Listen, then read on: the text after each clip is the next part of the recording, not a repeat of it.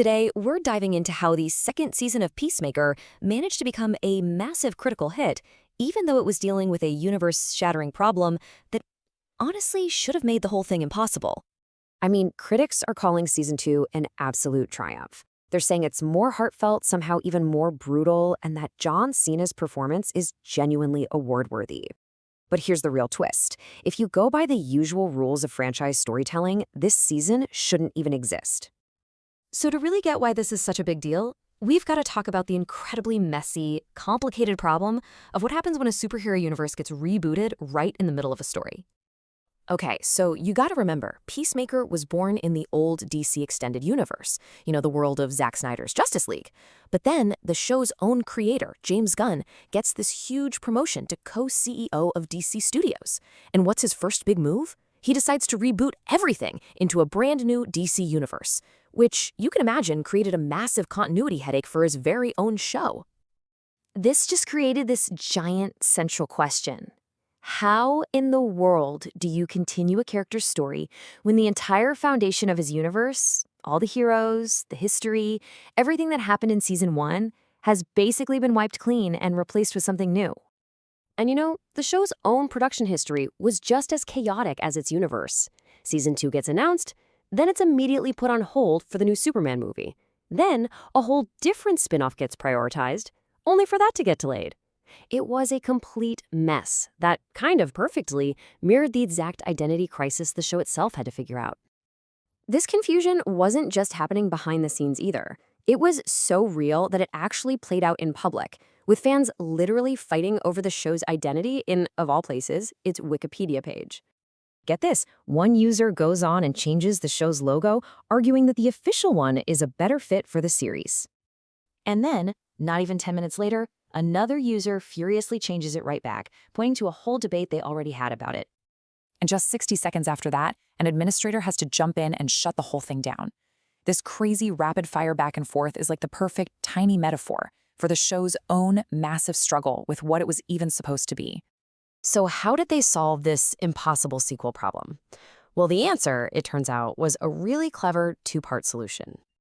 First off, instead of just ignoring the giant elephant in the room, they decided to tackle the whole continuity problem head-on, right inside the story itself. They basically performed surgery on their own history. You remember that cameo from the old DCEU's Justice League at the end of Season 1? Poof, it's gone. In its place, they filmed a brand new scene with the heroes of the new DCU, pretty much telling the audience, yeah, what you saw before, it didn't happen quite like that.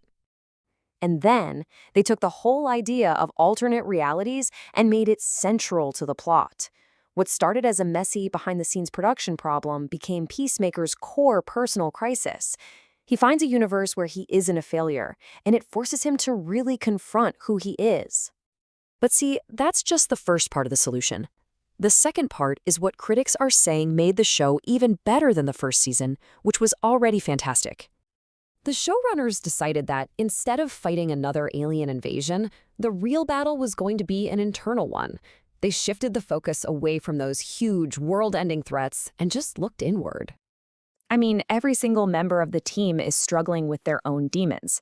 Peacemaker desperately wants to be a good guy, but he just can't escape his past. Harcourt is blacklisted and is coping with violence. Adebayo's personal life is a total mess.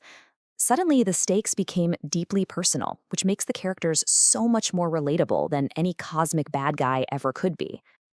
And this dual approach, fixing the lore while also deepening the characters, it didn't just work. It led to absolutely overwhelming critical acclaim.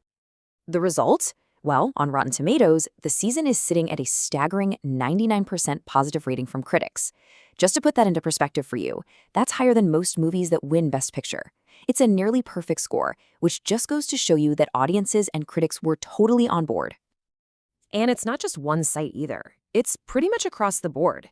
Critics agreed that Season 2 was a major step up, calling it more character-focused, more heartwarming, and more grounded, even with all the wild chaos going on.